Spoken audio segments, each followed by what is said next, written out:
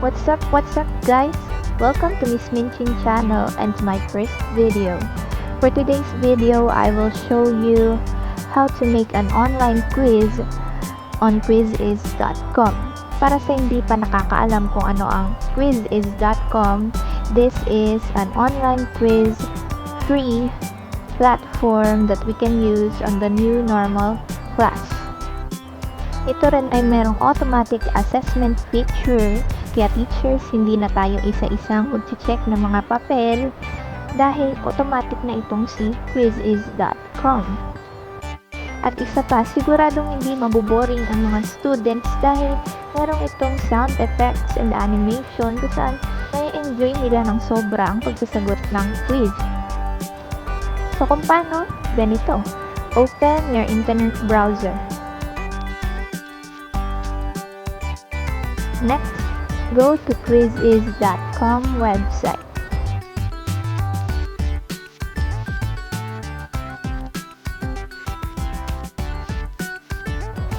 And this is the Quizizz website.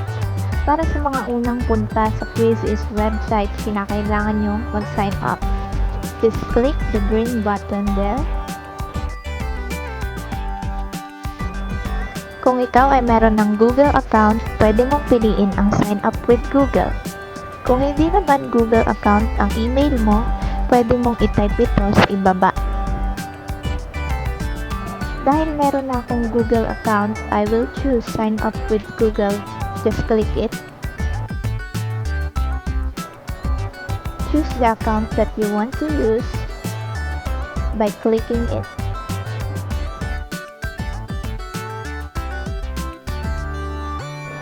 And there you have your Quizizz account. Sa iyong Quizizz account, makikita mo rin ang iba't ibang quizzes na ginawa ng iba't ibang teachers all over the world na pwede mo rin namang gamitin sa iyong class. Sa taas na area, makikita nyo ang search button and create button. Just select create button. Type the name of your quiz.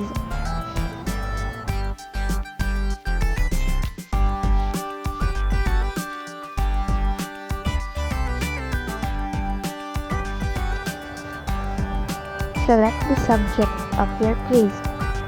Kung wala sa pagpipilian ang iyong subject, you can choose others.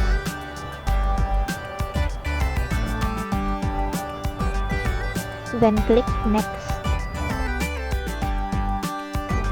At lalabas na ang options mo para sa iyong quiz. Pwedeng multiple choice, checkbox, fill in the blank, poll, o open-ended questions. Para sa aking example, pipiliin ko ang multiple choice. I-type ang iyong question.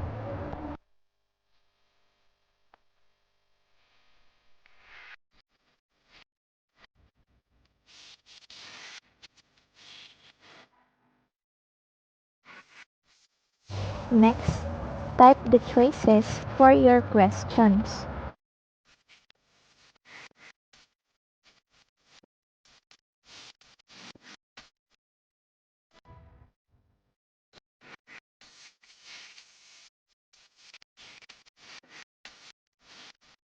Kung kulang pa sa'yo ang apat na pagpipilian, you can click Add Answer option para madagdagan ang choices.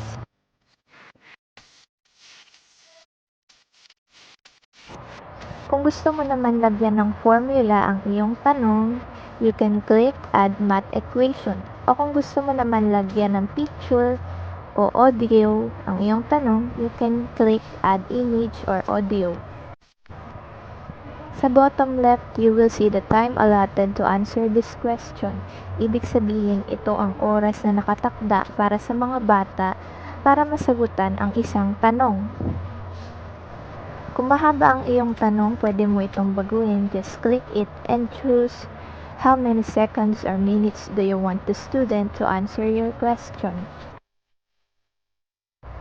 Sa left side ng choices, makikita nyo ang kulay gray na check. Diyan natin pipiliin kung ano ang tamang sagot sa tanong na ginawa natin. Just click your correct answer and then the gray check will turn green.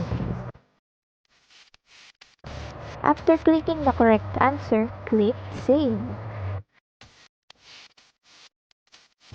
At lalabas na ang ating ginawang question. Kung gusto mo pang dagdagan ang iyong questions, then click New Question. At ulitin muli ang ginawa natin kanina. Pero dahil quick tutorial lang naman ang aking ginagawa, isang tanong lang ang aking ipapakita.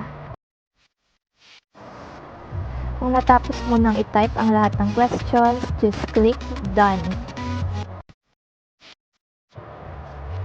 Then add your quiz details.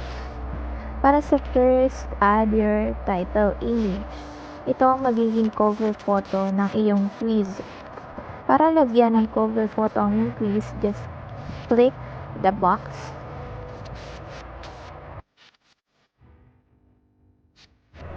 Then choose the image that you like to be the cover photo of your quiz.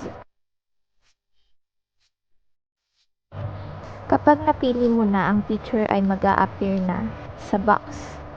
Next, select language. For number 3, select the grade level that is applicable for your quiz. Who can see this quiz? Palagi niyong pipiliin ang public para makita ng mga estudyante ang ginawa niyong quiz. Dahil kapag private ang pinili nyo, ikaw lamang ang makakakita nito. Kaya dapat always public. Kung tapos na, click Save.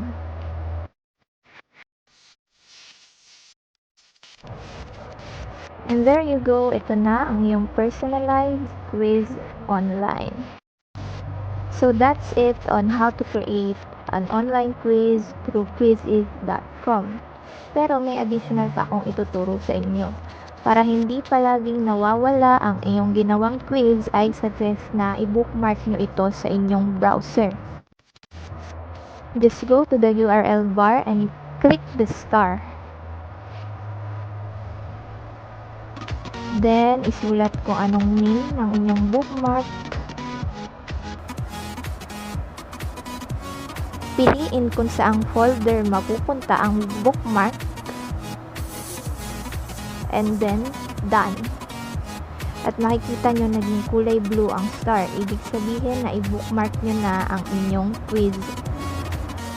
At saan nyo naman kaya makikita yun? Simple lang. Pindutin ang tatlong tuldok. Pumunta sa bookmarks. Hanapin ang folder na pinaglagyan at naandun palagi nyo makikita ang quiz. So that's it for my video for today. I hope na natuto kayo at magamit nyo ito sa new normal classroom. So in the next video, I will show you how to host your online quiz para naman magamit nyo ito sa Google Meet. Goodbye guys, and I hope you subscribe, like, and share this video.